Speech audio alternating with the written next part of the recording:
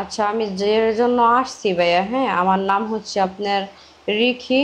আমি আসছিলাম যে সমস্যার কারণে।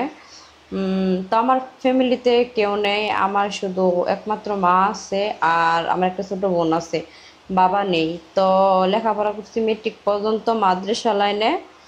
তো এখন সেক্ষেত্রে আসছিলাম যে আসলে আমার মাথার উপরে কেউ নাই যে ছাদ হয়ে দাঁড়ানোর মতো, যে আমার একটা বিয়ের দরকার ছিল। সেজন্য চাইছিলাম যদি কারো ভালো লাগে আমাকে, তাহলে আমাকে বিয়ের প্রস্তাব যেতে দেয়, আমি আমি দেখা বা বুঝ দেওয়ার পরে আমার যদি ভালো হয় তাহলে আমি অ্যাকসেপ্ট করে নিব বা বিয়ে। শুনতে চাই, যদি কোনো সমস্যা না থাকে বলতে পারেন।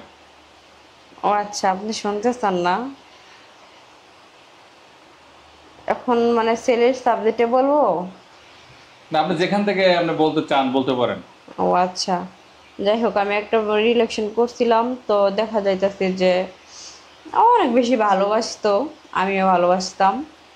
তো এক পর্যায়ে দেখা যাইতেছে যে একটা ফাদাই সে দুই গুন্ডে দুই দিকে সরায় দিল। জাস্ট আমি তো তারে দেখা যাইতেছে যে অ্যালাউ করতাম না, কিন্তু সে আমার জন্য অনেক পাগল ছিল।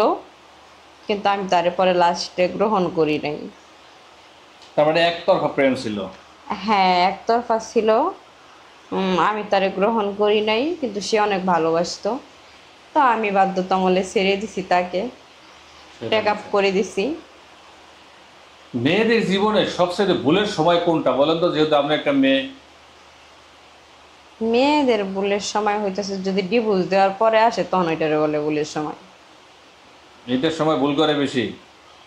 হ্যাঁ। মানুষের একটা বয়স থাকে, যে বয়সে মানুষের ও বেশি ভুল আচ্ছা, করে। এটা হচ্ছে যৌবনকাল। যৌবনকাল। হ্যাঁ, আপনি কি ভুল করছেন বলেন। আমি ভুল করছি। তো একটা প্রেম করছিলাম, প্রেম করে একটা ব্রেকআপ করছি, এটাই ভুল করছিলাম মনে হইতাছে। তার কথা থেকে মনে পড়ে। হ্যাঁ, মনে তো অবশ্যই পড়ে, যদি কিন্তু কখন পাওয়ার ইচ্ছা তো আর নেই। পাওয়ার ইচ্ছা নাই। না না। আচ্ছা, যাই হোক। বাবা মার সাথে এমন কোনো স্মৃতি আছে যা আপনার মনে আজও দাগ কাটে বা মনে আছে? অবশ্যই। যেমন? বাবা মার বিষয়টা তো আসলে বলা যায় না। আর তেমন একটা কথা, বাবা মার সাথে অনেক কিছু স্মৃতি থাকে, সন্তানের সাথে তো বাবা মার 100% থাকবে। যেমন আমরা বাবা নেই, হ্যাঁ, এই বাবার সাথে কোনো স্মৃতি মনে পড়ে যে এরকম ছিল বাবা, এরকম ছিল? হ্যাঁ, আমার বাবা তো মানে আমার অনেক আদর করতো, বড্ড আদর করতো। আর দেখা যাইতেছে আমার বাবার ছাড়া আমি ভাত খাইতামই না। যখন আমার বাবা আসতো বাজার থেকে, তখন খালি আমারে মানে ঘুমে থেকে উঠায় পরে মজা খাওয়াইতো। আর আমার যদি অসুখ হইতো তাহলে আমার বাবা পাগল হয়ে যেত।